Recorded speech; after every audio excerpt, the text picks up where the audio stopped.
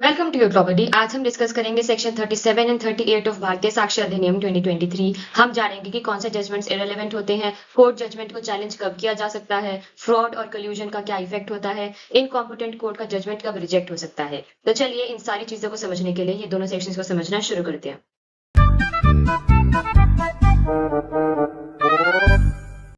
Section 37 बात करता है जजमेंट्स, ऑर्डर्स और decrease other than those mentioned in section 34, 35, 36 when relevant.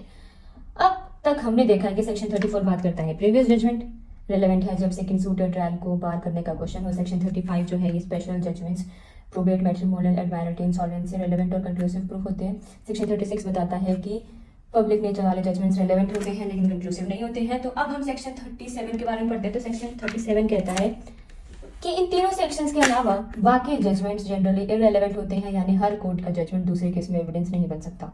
General rule ये है कि जजमेंट, ऑर्डर, डिक्री ये नॉर्मली इररेलेवेंट है। एक्सेप्शंस के बारे में बात करते हैं अब इसके। तो सेक्शन 37 जो है वो दो इंपॉर्टेंट एक्सेप्शंस बताता है।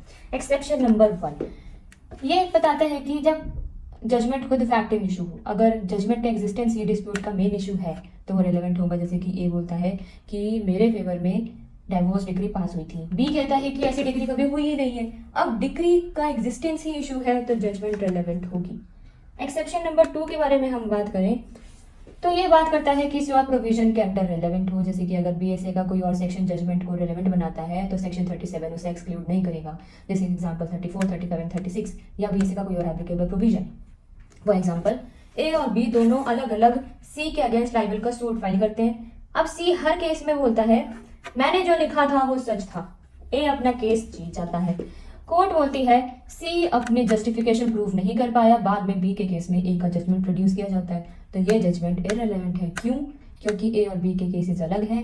एक केस का डिसीजन ऑटोमेटिकली दूसरे केस को डिसाइड नहीं करता।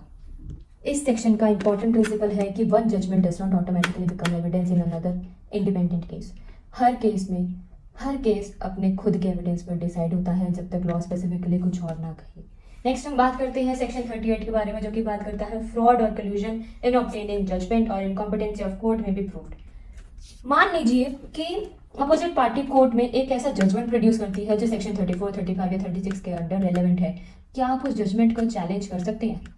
हाँ, सेक्शन 38 कहता है कि आप प्रूव कर सकते हैं कि जजमेंट फ्रॉड से ली गई थी या फिर जजमेंट कल्यूजन से ली गई थी या जिस कोर्ट ने जजमेंट दी थी उसके पास जस्टिफिकेशन ही नहीं था।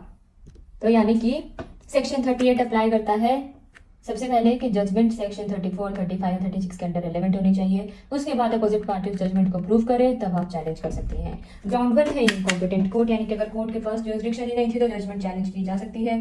ग्राउंड नंबर 2 फ्रॉड, अगर जजमेंट चीटिंग या फॉल्स एविडेंस से ली गई हो तो उसको चैलेंज किया जा सकता है। जैसे कि फेक डॉक्यूमेंट्स प्रोड्यूस करना, फॉर्जरी की हो, कोर्ट को मिसलीड किया हो, जजमेंट फ्रॉड से ऑब्टेन हुई हो तो सेक्शन 38 अप्लाई करेगा। और ग्राउंड नंबर 3 जो कि है कल्यूजन का मतलब है दोनों पार्टीज मिलकर फेक लिटिगेशन क्रिएट करें सिर्फ कोर्ट से फेवरेबल जजमेंट लेने के लिए। फॉर एग्जांपल ए और बी सीक्रेटली डिसाइड करते हैं कि एक फेक प्रॉपर्टी डिस्प्यूट क्रिएट करते हैं, उसके बाद कोर्ट से जजमेंट ले लेते हैं, बाद में उस जजमेंट को थर्ड पर्सन के अगेंस्ट यूज करते हैं तो थर्ड पर्सन सेक्शन 38 के अंडर चैलेंज कर सकता है। सेक्शन 38 का पर्पस ये नहीं है कि हर जजमेंट दोबारा डिसाइड की जाए, ये सिर्फ इतनी परमिशन देता है कि रेलेवेंट जजमेंट की वैलिडिटी को इन स्पेसिफिक ग्राउंड्स पर चैलेंज किया जा सकता है। ठीक है, अगर आपको ये वीडियो यूजफुल लगी हो तो वीडियो को लाइक करें, शेयर करें और चैनल को सब्सक्राइब करें। Thank you.